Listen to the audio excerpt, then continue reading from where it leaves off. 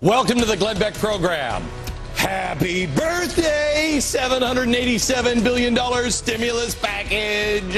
Happy birthday to you. Oh, it's been a fabulous year. I'm still counting all of the jobs. The $787 billion stimulus package created or saved. Now, it's kind of like a surprise. We've been saving it for you. Nobody in the media even bothered to notice this. Do you remember when we all freaked out a year ago about $787 billion? And we're like, yeah. Well, the good folks at the Obama administration knew how much you loved cake. So they took the 787 and they added another 75 billion right to the top of the cake. Happy birthday, what's left of America. Happy birthday to you.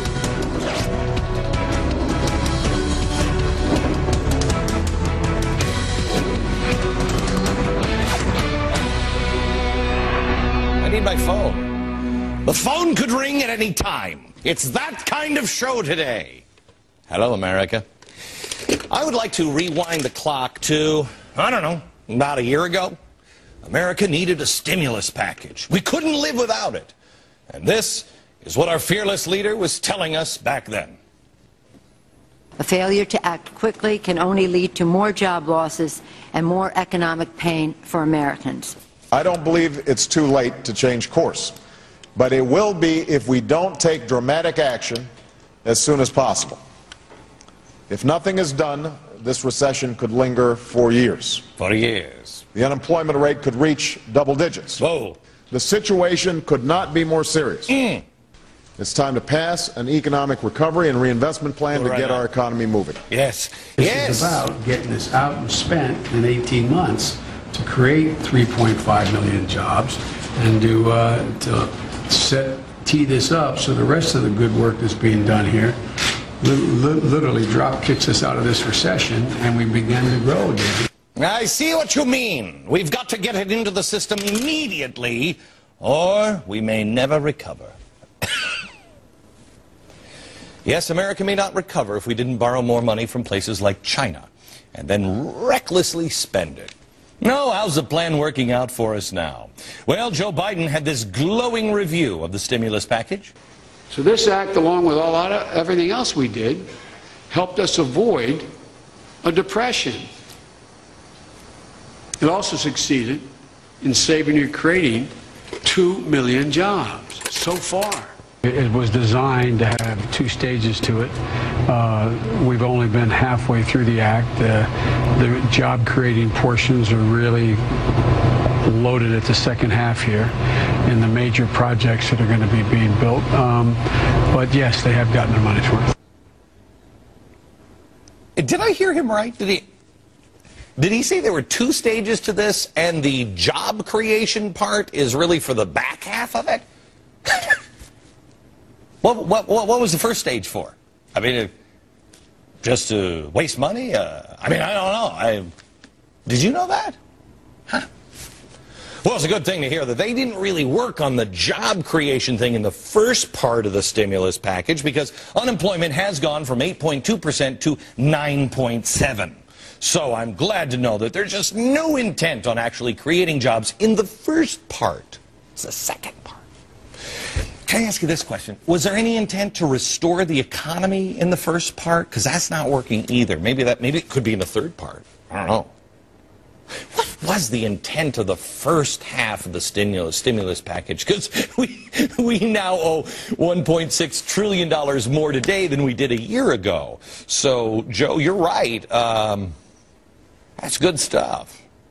I can't tell you how many people I know have jobs now because it was saved or created by the stimulus. If I had $1 for every time I ran into somebody who said, you know, my job was saved or created by the stimulus package, well,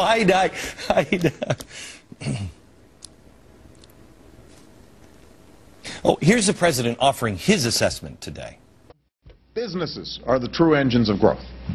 Wait a minute, what? Businesses are the engines of job creation in this country. Hold it. I thought you hated business. Oh, that was the first phase of this. Hate business, now you love business. Government can't restore the economy. Weird, because it was about a year ago when he told America this. The federal government is the only entity left with the resources to jolt our economy back into life.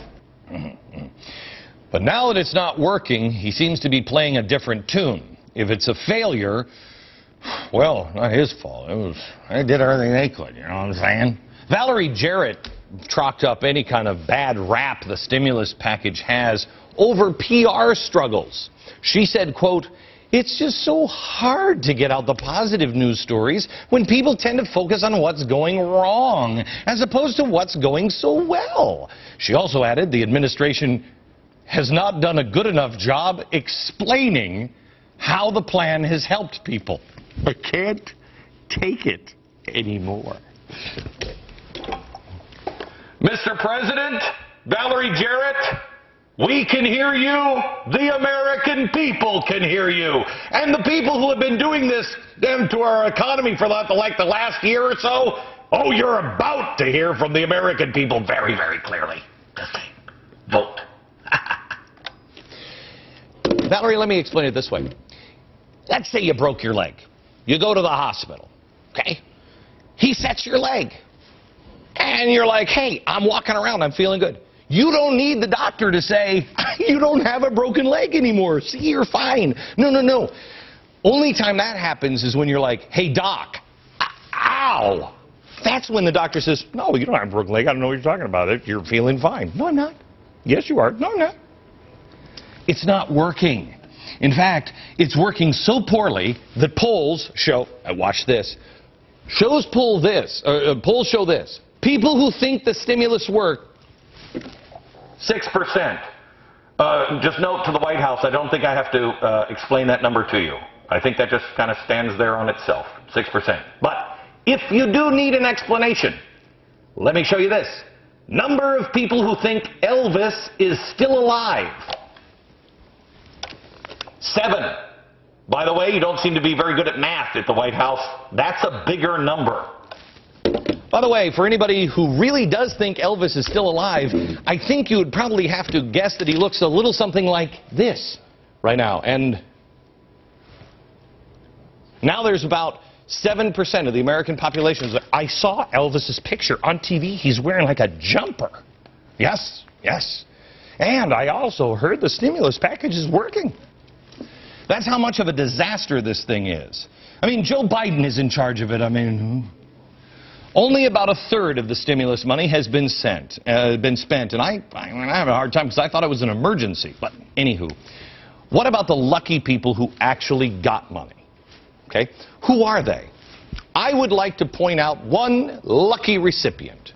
Sirius Windows, this guy's company over here. It's a small window manufacturer. Now, why do I have her on the other side? It's a strange, completely unrelated coincidence. The VP of policy for Sirius Windows happens to be married to her. She's Obama's weatherization czar. What a small world. Now, many of the places that received money from the stimulus package were schools that were struggling. Money's dried up now, and they're broke again. I think we talked about that last year and predicted this would happen. This wasn't about creating jobs. None have been created. All they did was prolong the inevitable, and in the process, wasted your money and put you and your children behind the 8 ball even more. But that's not stopping the White House from saying it saved us from another Great Depression. Wait a minute, I thought that was TARP. I mean, was it the $787 billion stimulus package, or the $75 billion that you added to it, or the $700 billion of George W. Bush that you hate, but yet you claim is yours? I mean, we're talking over $2 trillion now. I'm confused. I just don't know. America, nobody's going to tell you the truth. I mean, you knew before they even announced it. You knew this was wrong. I was actually dumb enough to go along with it for about 3 days. It's some form of TARP. TARP is what I was actually for before they named it and started actually debating it in Congress. And the reason was, you can't hold off a collapse. We're going to have to pay the piper, but you can hold it off a while. It gives you time to wake people up, to help them prepare. Everybody was still drunken at a party. Look at the difference between the American people then and now. Well, I was against it I think by Wednesday of that week that they were talking about TARP, because I realized that's not what they were doing. Bush was using it to convince us that they could fix everything and it'd be just dandy. That's what Obama is doing too. We've avoided the Great Depression. Really? Really?